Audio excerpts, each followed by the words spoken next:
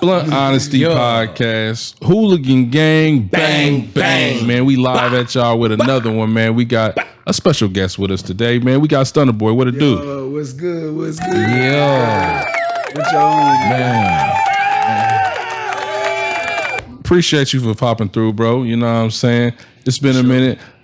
I actually met bro on the course. You know what I'm saying? I met him at Vasa. I met him, I think it was at the factory getting it in. And then I seen you hooping all over the place. I didn't know that you was really out there hooping like that.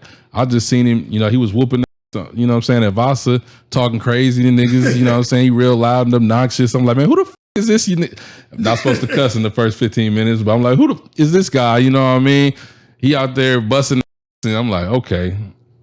And then, you know what I'm saying, Small World, I guess he already knew Drew. Drew was hitting me up like, yeah, you checked out this young nigga music? I'm like, nah, who is that? I'm like, I've been hooping with this nigga, man. That's a nigga from the court who was talking crazy. I'm like, man, that nigga damn near nice. But then, shit, come to find out now, bro, I heard you got signed. Yeah, man. Definitely got to give you another one. Shout out Hoosier State Instigators, man. Y'all go to Hoosier State ABA and get them tickets, man. Okay, so as far as the hoop tip, man, let me hear your journey regarding that, man. Did you play any type of ball like coming up?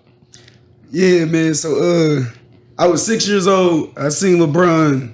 I forgot how many points he scored. It was against the Knicks though.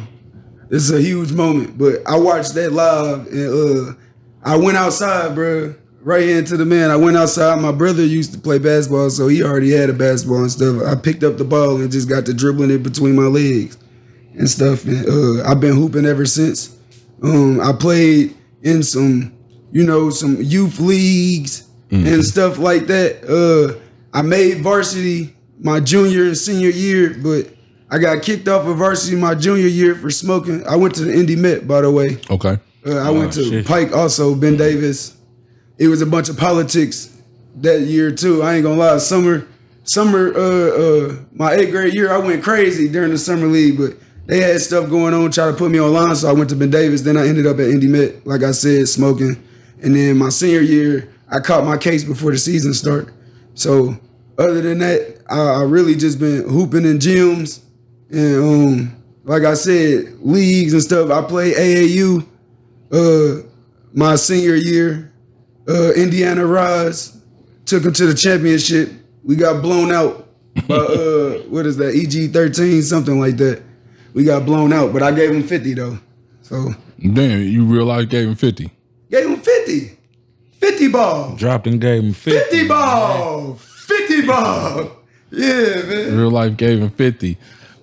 For sure. Broken hoop. Now, what would you describe your hooping style as? Like, if you had to, characterize your game, like, what would you say? Like, who would you style your game after?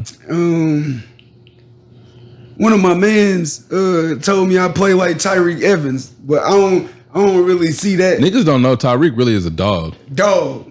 Tyreek Evans is a dog. But, I think I'm a mixture of all the players that I like. You get what I'm saying? So I got some LeBron in me at times. I personally think I shoot like Curry. We got a similar jump shot. I'm just left-handed. I was gonna say you left-handed for one. Yeah. And got some Irvin in me sometimes. You get what I'm saying? So yeah, man, I think I'm a mixture of all my favorite players. Okay. So how did this come about that you end up getting signed to a professional basketball team, man? Okay, so All-Star Weekend, man. All-Star Weekend. So like I just used to record myself killing niggas at the gyms, just going to different gyms in the city and stuff. Right. And, one day somebody invited me to a run talking about Hezzy guy was gonna be there All-Star Weekend. So, I pulled up, and from the jump, I already had it in my mind. I'm gonna dog this man. I've been watching him for a while. Really like his game. Really like his personality. It's similar to mine. So I was ready. Mm-hmm. And I seen some clips, man. I seen some clips where you was giving Hezzy some problems. yeah, I gotta look that up. On my mama, bro. He was actually busting Hezzy ass a little bit, but go ahead. Yeah. So man, Hezzy's a good, solid dude. I don't care what nobody say about him, man. He's solid. He actually is really huge. He the foundation of the start of me taking the basketball serious on the street ball influencer level. You get what I'm saying? Just after that day, you know, he was never mad or nothing. He knew what I was on. He knew what I was on. He's a content creator. You know, he was never mad. We chopped it up and he put me on a lot of game and let me know I could do this. You get what I'm saying? That really gave me the spark I needed to get in the position I was in. But I posted the video. It went viral. You know, it's about at 280-something thousand right now. And since it went viral, I just got invited to a whole bunch of runs and stuff. And one day I was at the gas station, pulled up to the gas station, and it was a dude standing at the gas station, and God told me to go talk to him. And his name was Mike Pugh.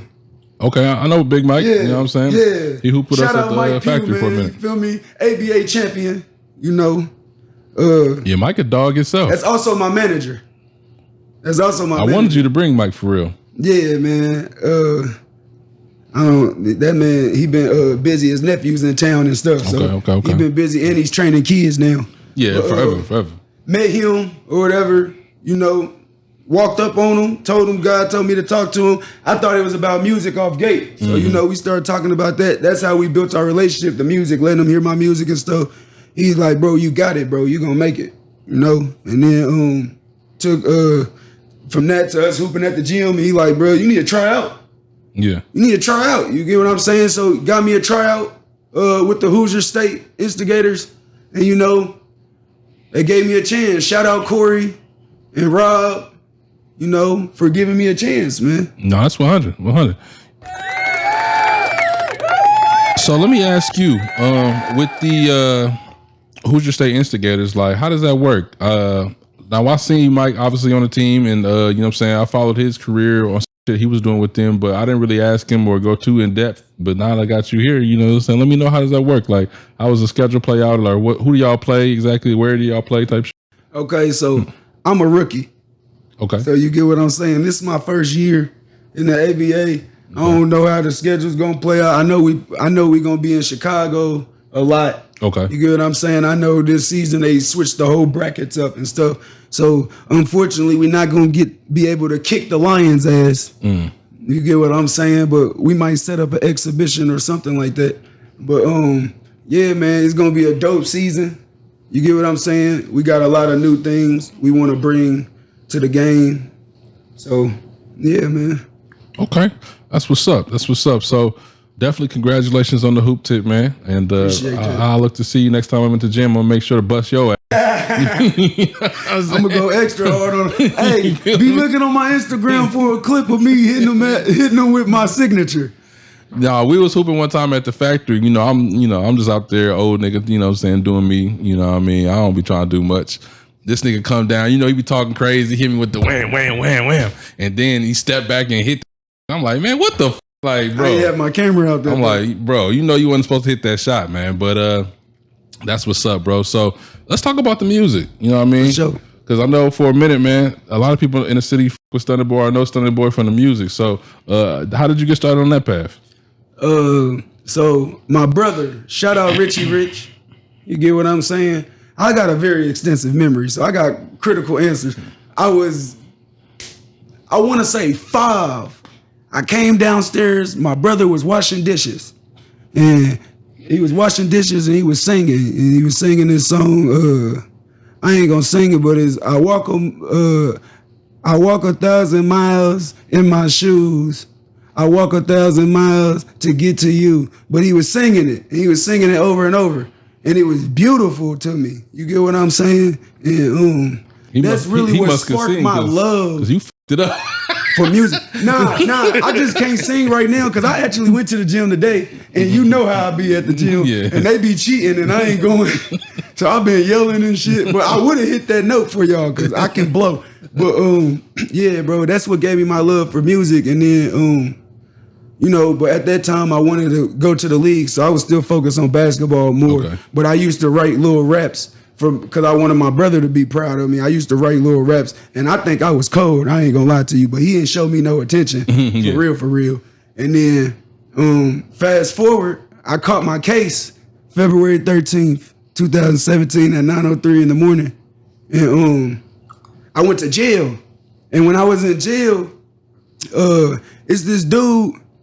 Man, hold on, bro, because it's really disrespectful. I don't know this. Suge. His name's Suge, man. Any nigga that's been to jail know who Suge is. They know who Suge is, bro. That nigga is cold. I ain't gonna say was because he's still alive, and I pray he do something with that music. That man was cold. And I moved into the dorm, and I remember coming into the dorm. He was hitting something when I came in the dorm. Whole dorm quiet. They listening to him. He hitting that or whatever. So me, you feel me? Around this time, I'm thinking I'm hot.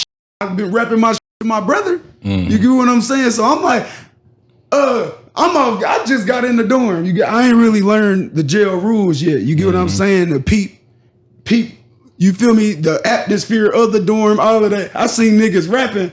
Mm-hmm. I jumped right in it. They put me on the window. This in CCA when the windows used to have bass. If anybody, Yeah. boom, boom, boom. You feel me? It sound like two 15s. You on everything. So I go hit my shit, man. It was quiet, just like it was quiet when Suge was rapping. So I'm thinking I'm going in. I hit my shit. Boom, I'm done. And I turn around and look at everybody, and everybody bust out laughing. That shit was nigga need to put him on the door for rapping us that bullshit. Oh my mama, niggas talking about nigga, they need to sentence me now. Kite you know him how out. niggas is in the jail. Nigga, I'm ready to go to the joint now. CO, get me out of here. This nigga garbage. You feel me? So I'm sitting there embarrassed, bro. So fast forward, man. I ain't gonna say too much about this situation with this chick because I still got love with her, love for her. And her whole family, they like my family to this day. So I ain't gonna go too deep into that. But that's why I was in jail. Cause it was the day before Valentine's Day. And I was in a relationship and I did some dumb shit. You get what I'm saying? But nigga, so they knew I had a girl. So they bidding off of me. You get what I'm saying? I don't know about none of that bidding, none of that. They bidding off of me. She gonna leave you. She a nigga right now. Whoopty woo. I'm 18. I'm the youngest nigga in the dorm. I'm arguing with niggas like, y'all bitches doing that. Y'all bitches is hoes. Whoopty woo. I'm on the east side niggas' asses. Nigga, you from 10th Street. I know she I'm on everybody. I'm trying to roast back, but I'm in my feelings for real. So I remember I'm on the toilet. Boom, I write this song called Hold Me Down. You get what I'm saying? Hard. So I'm hitting it on the toilet. Come by the sinks. They hear me hitting it. They like, that's your new shit, Stunta Boy. They used to make fun of my name too. They used to make fun of. I came up with Stunta Boy when I was 12, and I stuck to it. But that's your new shit. When I told him, yeah, dude, you feel me? Ready to embarrass me again? All right, boom. He announced like it's a hey y'all, we about to have a concert. Featuring Stunta Boy. Everybody like, oh hell no. They like, nah, he gotta hit this time. But he really trying to embarrass me. You feel me? Boom. I hit that shit, nigga. Whole dorm like, man, that shit hard than a bitch. Listen, they had me hitting that. I was singing the niggas bitches on the phone. Baby, I was in the, I was singing the niggas bitches and shit. To the point, then they start calling me a one-hit wonder. That nigga a one. Jail funny than a bitch. You can't win for shit. They talking about you a one-hit wonder. So now I'm in the back with my jail pad. Done ordered me a fresh pack of white paper, copying paper. I'm on that with my fake pen. They give you a flimsy. Yeah, a little flimsy. Nigga, it take you 2 hours to write a letter, nigga. Doing everything. I'm in there writing my shit. Boom. I just start hitting it with hit after hit after hit. I'm talking about hard shit. I'm talking about shit that I ain't got no business even rapping about, bro. I don't know where it's coming from. It's just hard shit. And that's really what built me. My confidence, my stage performance. He seen me perform. He know my stage performance. Just everything about my character really was cultivated in them 7 months that I was locked up for the first time in my life. Okay. You know what? I feel like confidence wise, you never lacked for confidence. That's how you went in there. Nah, man. The most confident He's people. very confident. The most confident people, bro, was the least confident at one point in time, bro. I could feel you get that. What I'm saying? I could feel that. I went through a lot growing up. You get what I'm saying? As far as like, you know, school and being who's popular and who's not. I was the kid that I wasn't popular, but I was good at everything the popular kids was good at. I'm busting your ass in basketball. You get what I'm saying? I ain't like fighting, but I ain't lose no fight when I decided to fight back. I'll say that. And I got jumped and it was whooping niggas, but I ain't really comprehend. You get what I'm saying? What was going on because how I was raised in a good household. Yes. Let's rewind. How was you raised? Shit, I was raised in a good household. You get what I'm saying, bro? My father, I'm a junior. You get what I'm saying? My father was a Christian man. I'm the last of 4 kids. My family's they not gonna like I say this, but I got an old family. You get what I'm saying? My daddy's 60, my brother 35. You get what I'm saying? And I'm the youngest in my whole family, cousins and all by years. The closest person is my sister, Ellen, and she's 30. She's 4 years older than me. I'm about to turn 26 in September. Okay, You know what I'm so you're only 25. That's what's up. My upbringing was kind of like, I was to myself a lot. You get what I'm saying? Because I ain't really fit with my brother because he 10 years older than me, and I ain't hanging out with the girls.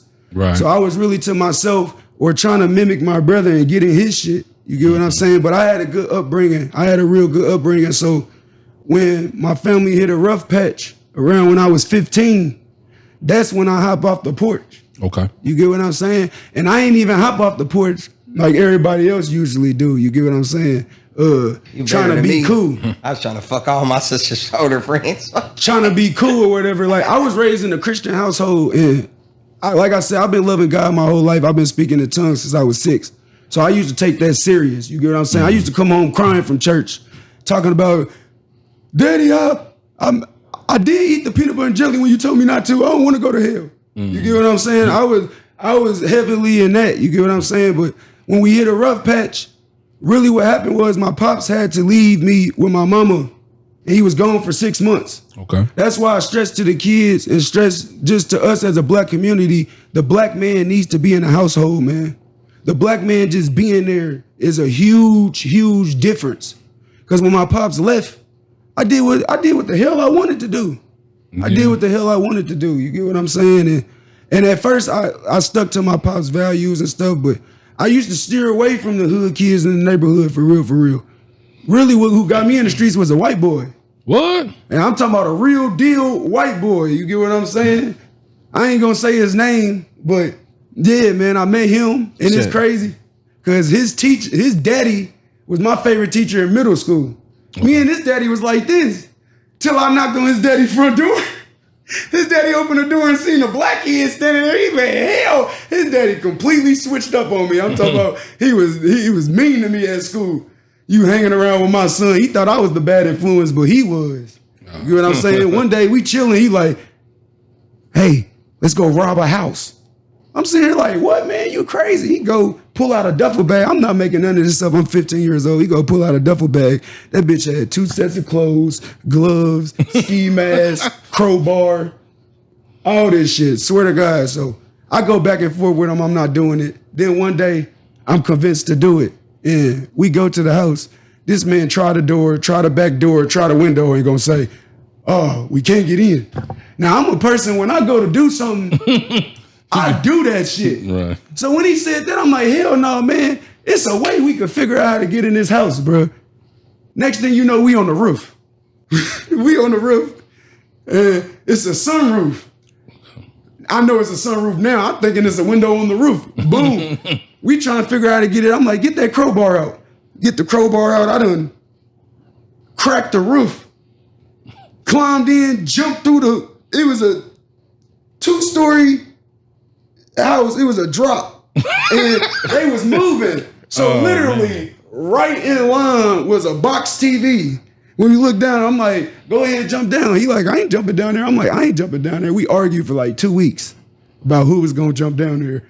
And then one day I told him at school, I'm like, on the way home, I'm like, bro, we doing that tomorrow. So tomorrow, instead of getting on my bus, me and him pull up to the roof, I jump in there. That was my first lick. And that was my first step into addiction. Did y'all even come up from that lick, what? man? Hell yeah. Hell yeah, we came up. We came up. And then after that, I was addicted. After that, I ain't gonna lie. After that, I hit licks every day. And I had money in my pocket. I done took all the kids in the neighborhood of McDonald's a couple times. Like that's when the neighborhood kids really started fucking with me. And that was my worst mistake. Nigga turned to Robin Hood and shit on these niggas. Man, look, it's just crazy, bro. Like my life crazy, man. Okay. So that's the you know what I'm saying, as we scroll through the past now, as we speeding it up, you know what I'm saying. You told us about the your prison stint or the jail stint, the first one. Was there subsequent more jail stints after that? So I caught one case my whole life. And this is another thing I want to tell, you feel me, anybody in the streets or anything. Once they get you, it's hard to get out of that. Mm-hmm. It's hard to get out of that. I caught one case my whole life. Kind of hard. When I was 18, they ran my fingerprints because it was never in the system. I was about to sign a year of probation for a burglary and a theft. They ran my fingerprints, charged me with 5 extra burglaries. Damn. And it's crazy how that day even happened. I called my lawyer. It was just something. Y'all, if you've been to jail, you know whenever you about to get out of jail or prison, you don't believe it. You like, man, these motherfucking people ain't finna let me go. So I felt that energy. So I called my lawyer just to make sure it was still solidified. I'm like, yeah, man, I was just calling to make sure the plea and everything went through. He's like, oh, this is Mr. Cameron? I'm like, yeah. He's like, oh yeah, you got 5 extra charges. He just told me like I was going home or something. Like I'm like, I started slipping out my chair. I came there fainted. I'm like, what? Then public defenders, like they say in jail, never trust your public defender. My public defender told me I was facing 84 years. The fuck? I had 6 level 4s. A level 4 for y'all be committing them burglaries, y'all kids out there committing burglaries and stuff. A level 4 carries 2 to 12 years. Period. 2 to 12 years. So what he did was he added that 12 times 6. Okay. And he was trying to scare me. Because my first plea was 12 years DOC. And he was trying to tell me that's the best plea. Like, you take this plea, man, you're technically looking at 84 years or whatever. And when he told me that, I was about to jump over the chair on him. Like real, I'm not even making no jokes because prior to me seeing him, you hearing all in the jail, that's the first thing they tell you. Yeah. And they was trying to put me on game. They fucked with me in there. I ain't gonna lie. They didn't want to see me get fucked up for real. They knew I wasn't supposed to be there. That's what a lot of people told me throughout my whole experience with the system. But I ended up signing 9 years, 6 years house arrest, 3 years probation at 18 years old. And as you know, ain't nobody gonna do that. Ain't no 18-year-old staying in the house for 6 years. It's not gonna happen. So, I was wrapping my band up, doing all type, cause I still, I got locked up at the beginning of my adult life. You get what I'm saying? So it's like, I still wanna do shit.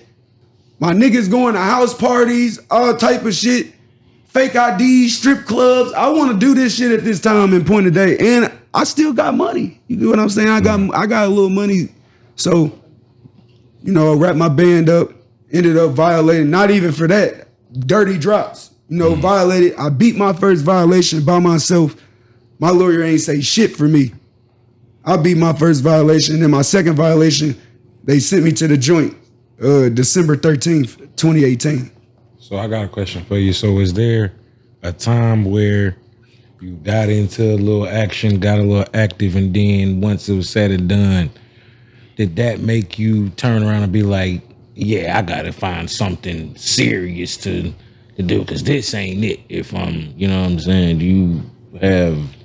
Was there when I almost died when I was 17.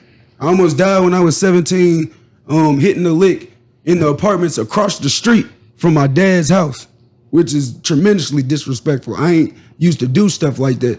And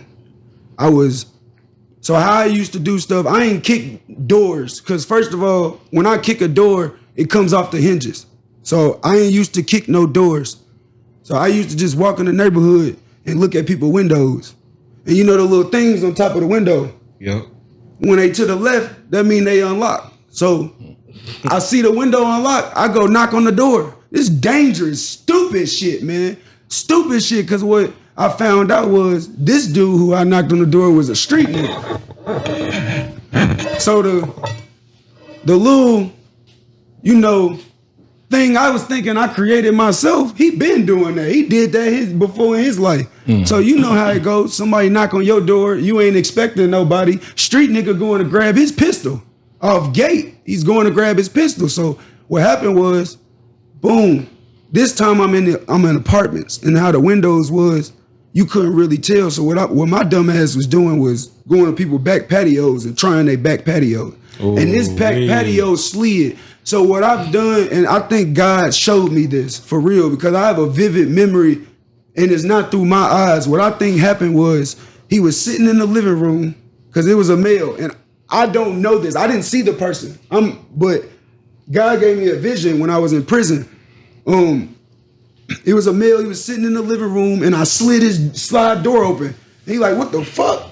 And that's what made him go get his pistol. He already was on alert. So after I know something's unlocked, like I said, I go knock on the door, make sure nobody there. So I go in the apartments, boom, his door right here when you walk in, and I knock, boom, boom, boom. So what I do is I knock like a regular person, twice or three times, and then I bang on the door, boom, boom, boom, boom. Cause a normal civilian open the door like, what the fuck you want if they in the house? You get what I'm saying? But not no street nigga. He's sitting there with the gun like this. And all I know is, bro, I went to turn.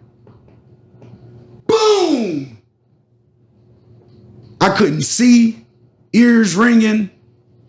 Boom, I run out the door. I think I'm hit. The back of my neck on fire. I'm thinking I'm hit. I get to the house, you get what I'm saying? I got a welt on the back of my neck. So that means the bullet. Crazy. It didn't even graze me. It didn't even graze me, because a graze is a gash. Yeah, it's gonna be stuck.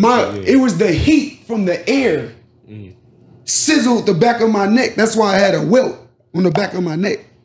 And I was in the bathroom, and I broke down crying, and I prayed, and I told God, Lord, I'm done with the streets. I'll never do none of this again with the rule. And after that day, I completely stopped doing what I was doing. But see, what I was doing, what I didn't know was a lot of people I was around at the time was around me because I was fearless. I'll go hit 10, 12 licks a day. It's the grace of God that I was only charged with 6. You get what I'm saying? It's the grace of God, because from 15 to when I got caught, when I was 18 years old, I was going nuts. Like, and when I stopped hitting licks, everything changed. Like I said, my girl at the time, I feel like we started having problems because I always had money. You get what I'm saying? And when I stopped hitting licks, nigga went broke.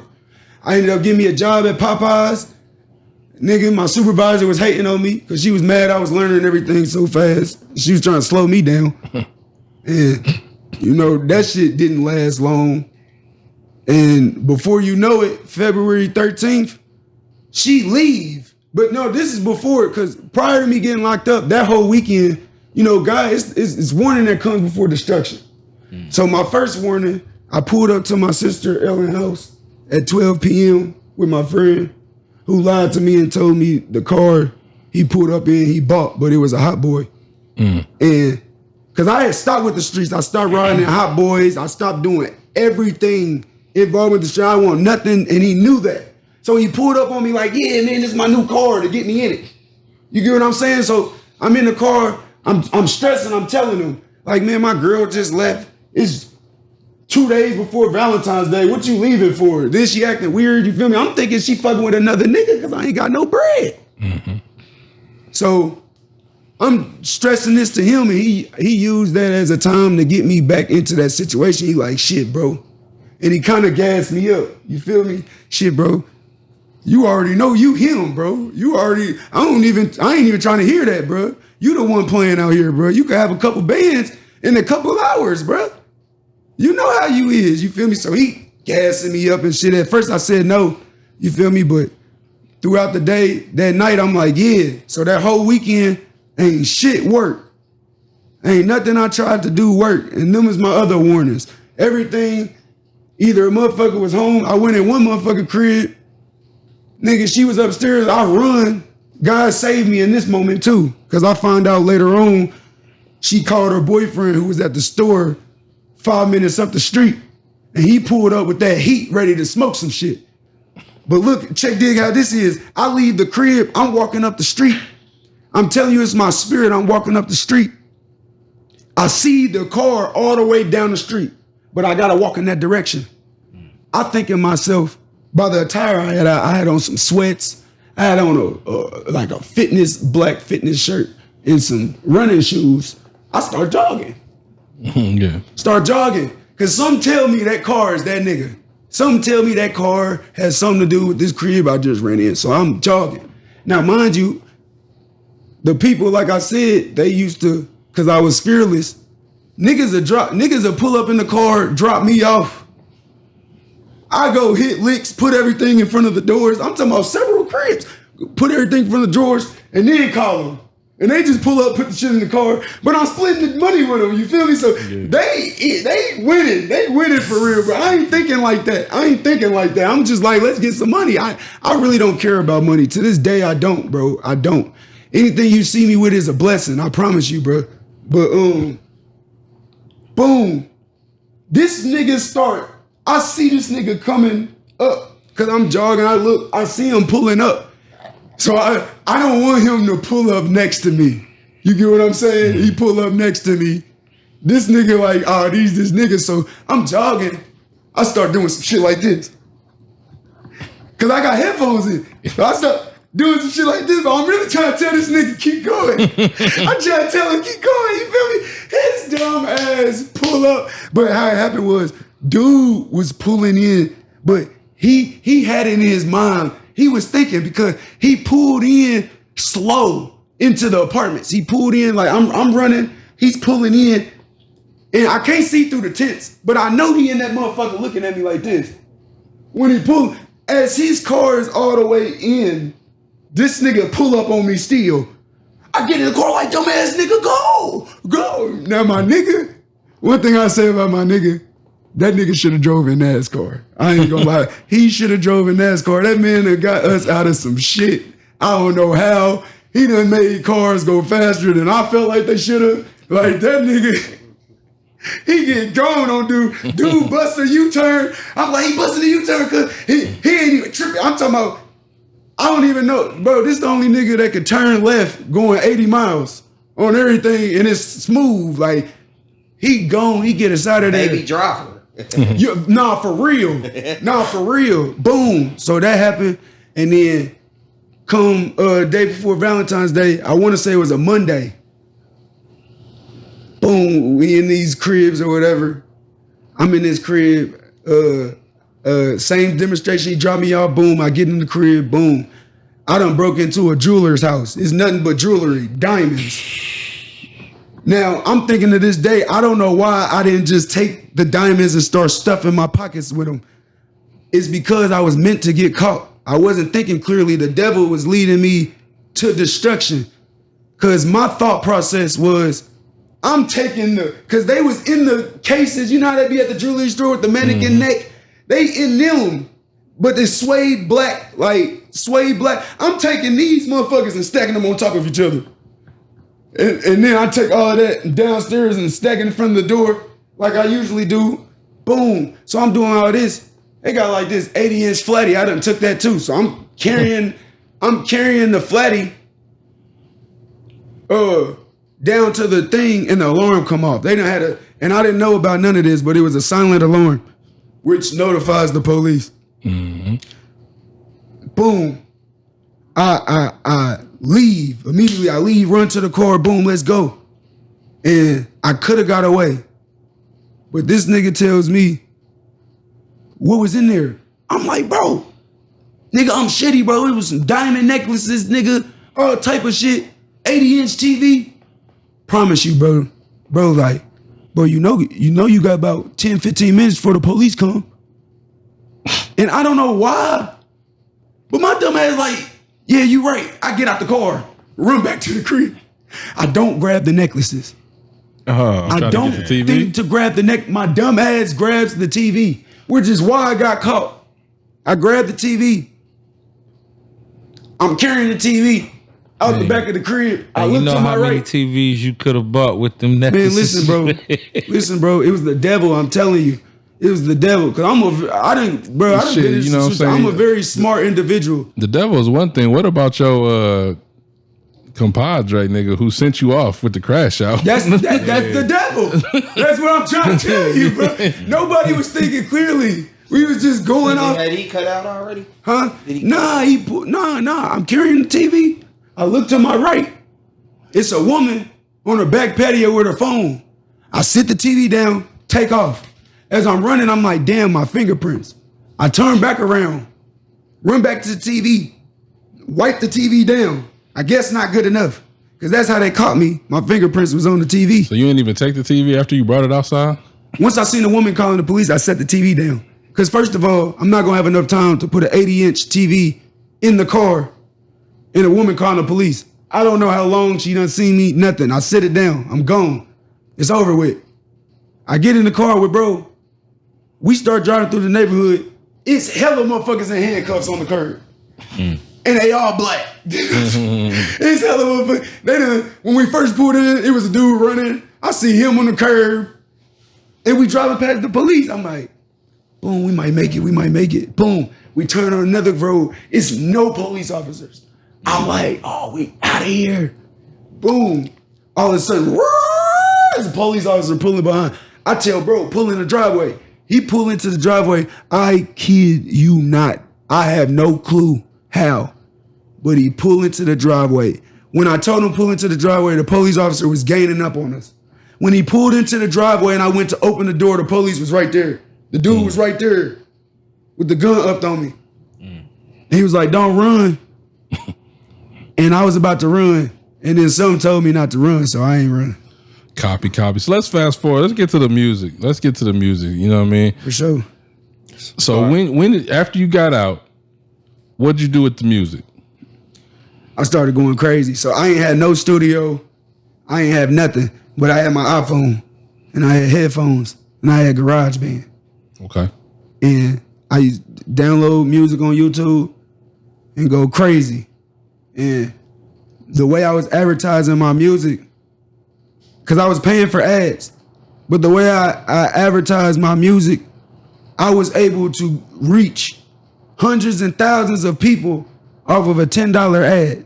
You get what I'm saying? Because what I was doing was I was searching up, instead of letting Facebook do it for you, you get what I'm saying? I was going in there and individually putting in cities and states that had to do with the music that I was making at the time that I was promoting.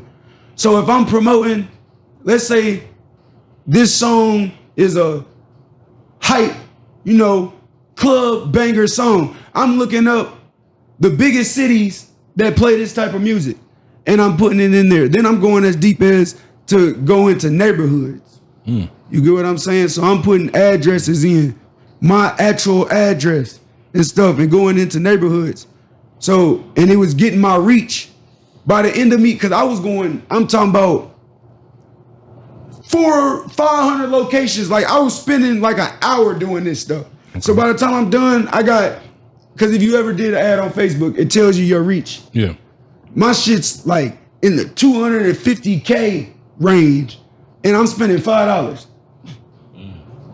So I was going so crazy on Facebook. Facebook called me. And I had an interview with their marketing team. And what I know now, what they did was they played me. They asked me, just like you interviewing me now. Right. They asked me, how did I do it? How did I do this? And I told them everything I did. Right. And then they stopped you, huh?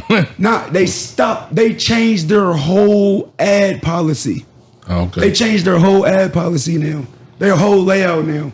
Now you try to go in there and put in all of those cities, you're not getting nearly as much, and everything's more expensive. They changed it, and they gave me a $200 ad credit at the end of that phone call.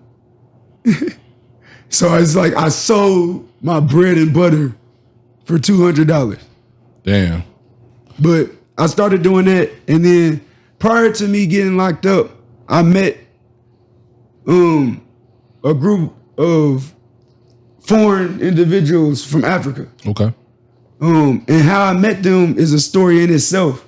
I met this guy, and we knew each other for 1 week, and we was hitting licks together that whole week, literally. And he told me about a group of Africans, because we did music. We both did music. Okay. He was like, they got a studio, they got this, they got that. We could really get on with this, bro. With the woo. So I'm like, he tell me about a dude who sells weed over there. So I'm like, let's go buy some weed. So we go over there and buy some weed, and I just fell in love with these dudes, man. I fell in love with the knowledge they had, and I fell in love with their group. I've always wanted a group of friends. Okay. You get what I'm saying? That really love me. They all was from different places, but they all came together as family, you know? And like, what's so crazy is after that day, I told the dude, because I never told him we not doing it. I told him in a minute, but I never seen him again. Damn. And I thought he died till he hit me up. But that's a side story. But with them, I told them, I was honest with them and told them like, hey, I was about to hit a lick on y'all. But, you know, the people you are, and, you know, some people understood, but some of them didn't. So for a minute, people was iffy about me. Right. You know, they was iffy about me, but I ended up establishing a great relationship with all of them. And when I went to prison, you know, they put money on my books and stuff like that. And when I got out, it was going viral and viral and viral. One day he called me and he was like, man, you're not making this easy on me. You know what I'm saying? I'm like, what you talking about? He's like, I've been thinking about signing you, but I was going to wait till next year. Oh, okay. But you going so crazy, we just going to do it in June. I'm like, what? Like, you for real, bro? Man, you get what I'm saying? Nah, for real, man. For real. So, So as far as the music, what kind of you know what I'm saying, when you got signed, I guess what was something that went viral or what put you on, you know what I'm saying, that got you their attention? I'm different. That's the song name? Yeah, I'm different. And it's also, I named the EP after it because it went viral, but I'm different. I shot a video. I was at my brother's house, and it was something like this. Okay. Like, it was a mic stand, because we were recording old school, you know, got the engineer studio. We had the mic stand sitting on the speakers, top of the speakers. And I right before he pressed record, I had told my brother's child's mother to record me. And she recorded me, and I edited it and stuff and posted it on Facebook, and it went nuts. It went nuts. And boom, from there, it transferred over to my Instagram. And that's when I started getting, because that's when I had the interview I had was after I signed my deal with Facebook. Okay. After I had the interview with them, they like shut my shit down, like shadow banned me on Facebook. Okay. Like to this day, I was getting like 2,000-3,000 story views. Like everything I was posting was going crazy. But so I transferred over to Instagram and shit. And that's when I started going viral on Instagram. I used to do skits and put my music in it. Okay. I did a remix to Lil Baby. Put a banner up with bag. I can't think of that song. Yeah, you know what I'm talking about? Yeah. I be on. It's a, you know what I'm talking about though. Come and put that pussy in. Yeah. Learn it from me. Yeah. I did a remix to that. Zay hit me up. Me and him chopped it up or whatever. Told me he had a show to come out there. And that moment was crazy because I had just got off of house arrest. You know, after like between house arrest, jail, and prison. Yeah, it was a lot going on. 18 to 23. You get what I'm saying? So that was a big thing. Never left the city in my life. You know, left the city, went to Atlanta, and they showed me so much love, man. Atlanta is like my second home. For real, for real. Every time I go down there, everywhere I go, I get shown so much love. I'm in VIP. You get what I'm saying? Like, How it's was the hella whole experience meeting? shout out Keelan, the artist, man. Meeting Zaytoven. How was that experience? I've never been the starstruck type of person. Mm-hmm. Because like I said, I grew up in Christianity and nobody comes before God. We all like filthy rags. So I've never been into that. But as a man, you know, he gives good knowledge. You get what I'm saying? And he is always looking to look out for artists. Okay. So I guess let's bring it to the present. We don't walk through the past, you know what I'm saying? So we getting up to speed, you know what I'm saying? Now that we got a decent history of the bass. So now what are you doing with the music and where do you want to go with it? So I'm conflicted right now. You know, I'm having a battle within myself. I want to stop doing secular music and I want to go completely gospel. Okay. You know, so No, I had a question before you get to the gospel and Christian music. What was your influences in like when you wanted to start making music? Like my three favorite, people, like 3 to 5 people. Okay, 3 people. It would be Eminem. Okay. New album just dropped too, by the way. Eminem, Lil Baby, and because I'm trying to see, like, because I don't really listen to nobody but me. So the artists I'm talking about, like, I really fuck with them. Eminem, Lil Baby, and Andre 3000. That's a good collective, different, like, you know. It was Lil Baby's flow for me. Okay. Was it about Eminem? Eminem. So from a black man's perspective, I just now recently found out that he had like a whole racist album. I listened to some of it, you know, and I'm very, very, very disappointed in that. Who had a racist What album was this? Oh, You said yeah. Eminem had a racist album? Eminem, yeah, they exposed them. It's an old album or EP. It's a collection of songs where he's just saying overly, like every song is like just overly racist, if you ask me. I think I know what you're talking about. It's his first, or like one of his very first EPs, but I don't know if it was racist per Talk se. about Infinite. I might can't remember be. the name of It it might because be it was. some shit.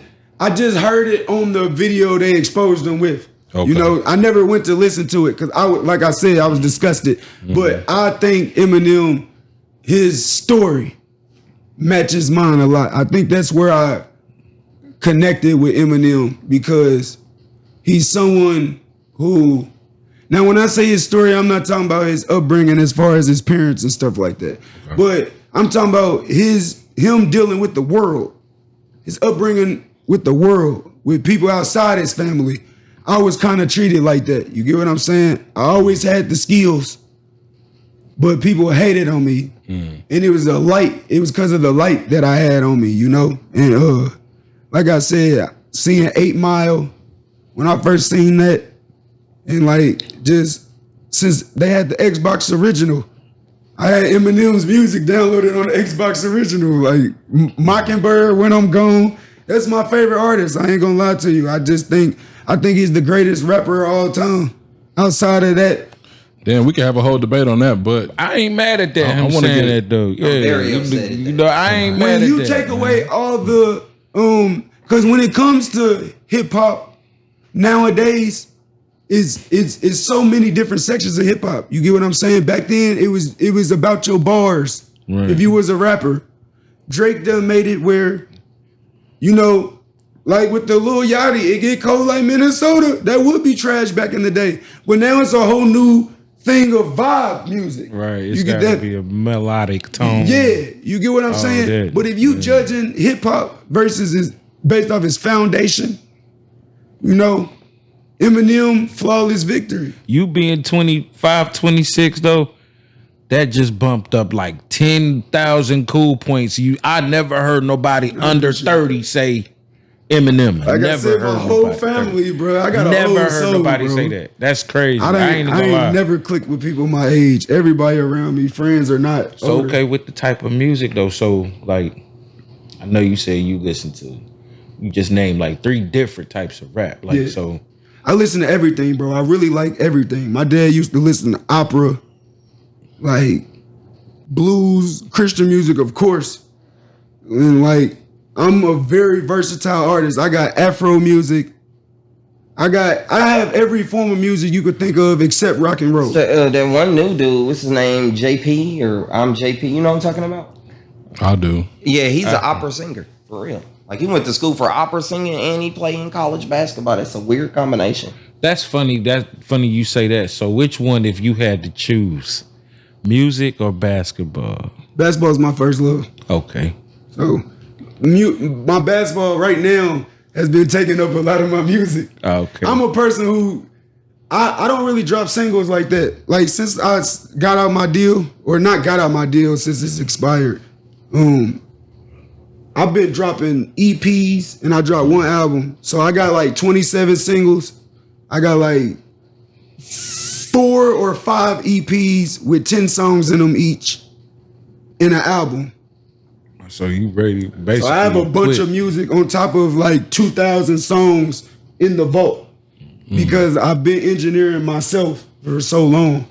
So you also said earlier that you but I don't think you said this when we was filming, but we was talking about producing, and you produce your own beats as well, right? So what made you start doing that? The Zaytoven thing or the situation like that? I ain't gonna talk about I was that. about to say, is he? Y'all trying to get me blackball? Y'all trying to get me blackball before I get my okay, foot in the door? Well then, I'm gonna be in Atlanta.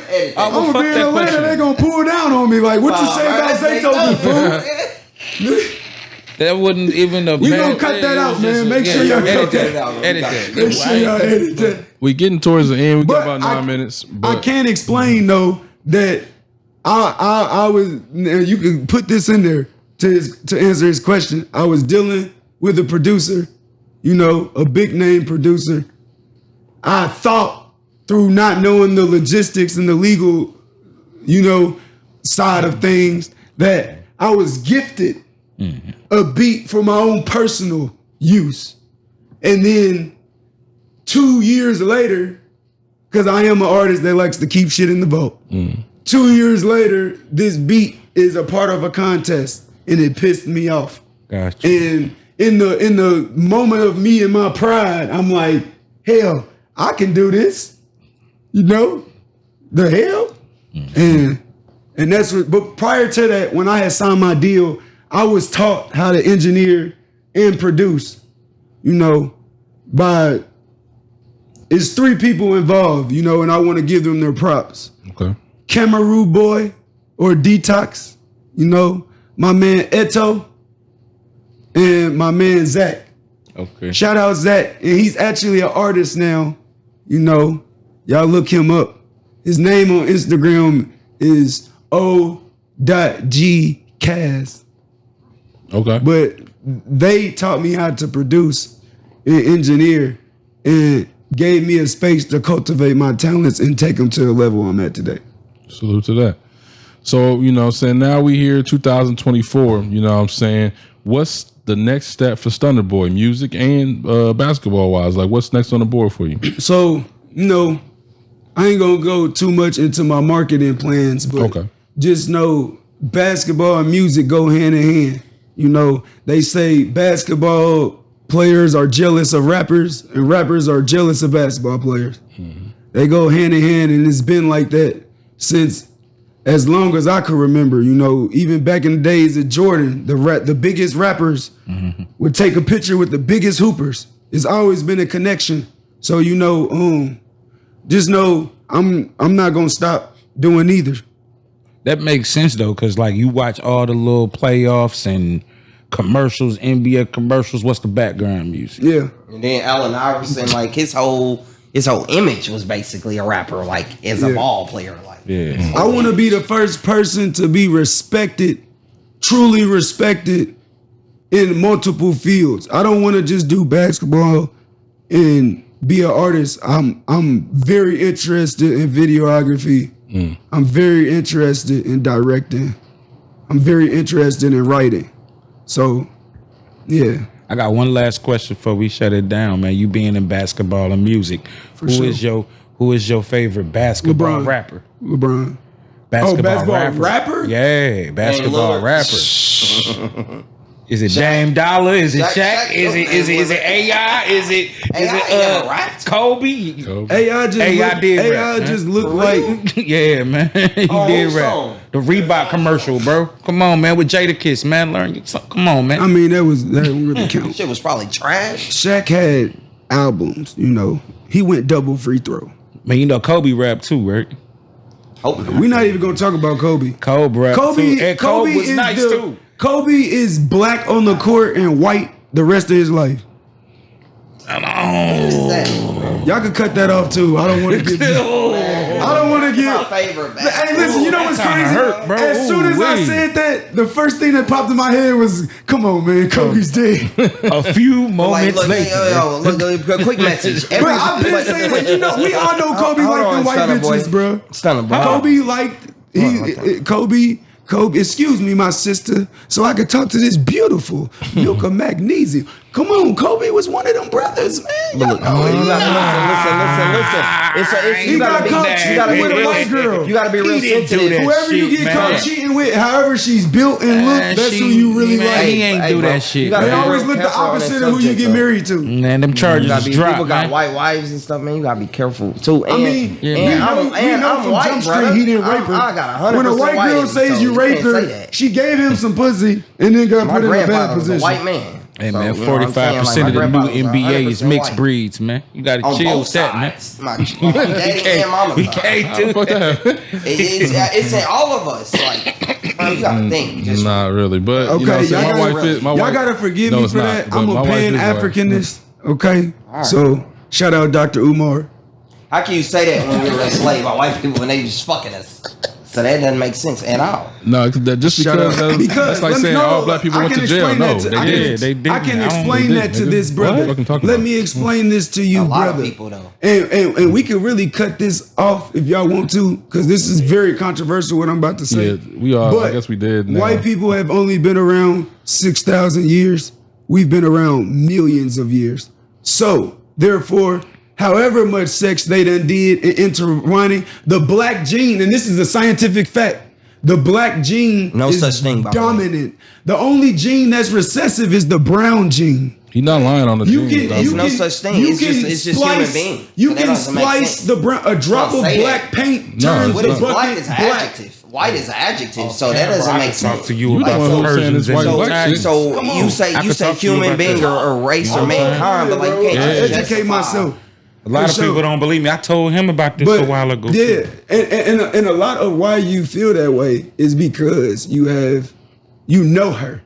You get what I'm saying? So people who have family members that were white and was loved by them and all of that, they have, but it's kind of like this. One analogy that was given to me is if you had 1,000 snakes coming to kill you and you knew 100 of them was good and meant good and they was gonna come and build a wall to try to protect you, would you let the 100 in and risk the rest of them getting in, or would you just shut the door on all of them?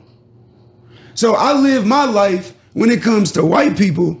I love everybody because I'm a Christian, but I do know that a large percentage of white people, through DNA, everything you learn is passed down to you. Through that 500 years, racism is now a part of them. I have a white friend. He was my best friend. My first girlfriend was white. I went to Brownsburg, White Lick Elementary. I learned racism through experience, not through being taught. In 3rd grade, my teacher was giving me F's on my stuff when I was getting good grades, and I was a very sweet child. There was no reason for her to do that. I've been pulled over and harassed by police. So when I deal with white people, they approach me, I feel them out, and when I see they're regular human beings like me who loves all, I love them. You get what I'm saying? If they're bigots, I'm gonna be a nigga. But see, are you talking facts or personal? Now, see, that's kind of fair. I'm I talking ain't mad at facts. that. I'm talking I facts. ain't mad at how Everything you I said just said that. in that was Camera's facts. done. Yeah, like Okay, we still got camera. I go based on the sun, brother. It just like I said, it's just a human race. You know what I'm saying? That's how I go based on The sun. human race and direction of life. Like if you was over here, you was in the cold, you was over here. Like I don't go by black and white. Like I go by just human race. I don't go. There is a human race, but we are different than them. Nah. Biologically, our digestive systems are different than theirs. We digest food different than them. They eat. They're from the mountains. It's them. You taking it like it's not human beings, bro. They're human beings, but they're a different race but of people. Just like our stomachs, our digestive systems is different from a motherfucking India. Our digestive systems is different but that's from not the somebody person in we've been China. having problems with our whole generation. They're the reason we have generational trauma. Brother, I can tell you now, if you're black, you have trauma and you need therapy. If you're black, you can't tell me nothing else. It's 1,000% fact. We've been through 500 years of slavery. A little, you know what I mean? Everybody. It ain't just black. That's why I'm specifically on white people. That is a big part of my life too that I want to be a part of. You get what I'm saying? It's a lot of things that I know, and I feel like me being young, I can really get to the young people. You get what I'm saying? And black people are just because, yes, we're all human beings, and yes, God loves all of us, and God does not see color. But I ain't even know, but that's the end of my sentence. My new sentence. From the standpoint of what we live in reality, black people are going into the ground. Financially, we're going up. Mentally, we're going into the ground. We are going into the ground. Do you know how many women are giving birth by themselves? Do you know how many families are full of nothing but women and 2 males in the black household? Well, we about to cut off, but earlier you did say that black fathers was very prominent in our generation. Very needed. Our generation, that's what, the last 10 years of people?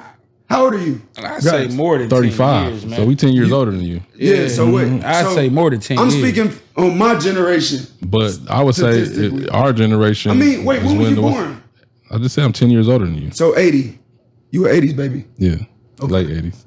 You're right. I'm late 90s. Yeah, late 80s. Yeah. But let us get your socials, man. This took a precarious turn at the very end. You know? I said something about Kobe. A part 2 is definitely needed for this one. Yeah, for sure. Because I've been letting you rock, but a lot of the shit that you said, I do have opposing viewpoints and actual facts too. You know what I mean? But I'm letting you do your thizzle. But let's go ahead and get your socials, and we'll Stunta Boy, STUNTATA, not 2 N's. _BOY on all platforms. You get what I'm saying? On YouTube, just put that Stunta Boy on there. Apple Music, Stunta Boy, everything Stunta Boy. You feel me? And last but not least, man, go and tune to Hooli TV. Like and subscribe, man. The most free thing in the world. Click that like and subscribe button, man. Hooligan gang, bang, bang, bang. Andy always talking about dusty niggas. Yeah, where's my take on it? I guarantee you won't none of your family member shirts be name brand when I put your face on. RP to Tony Young, nigga, it's sending me chills. I seen Flint water turn regular bitches to Clarissa Shields, nigga. We in the field. I fight my demon every day, and now we jumping niggas. What's up? You really gotta stop it. The trade, PSA, everything out of pocket. I suggest you be protected. We all strapped dark side, Justice League, nigga. The beam coming from each direction. You'll get all face shots when this bitch squirting. They ain't know if it was pee or not. I'll lead a block. To make you argue with a bald head like part of the interruption. Come on, nigga! What you talking You ain't violate nothing. Cause the snub got the kickback live like a party when it's jumping. What the fuck? Hey, we used to put the Idaho on the barrel. Now we use silencers instead. I love the way it used to rearrange faces. I miss the potato head back then.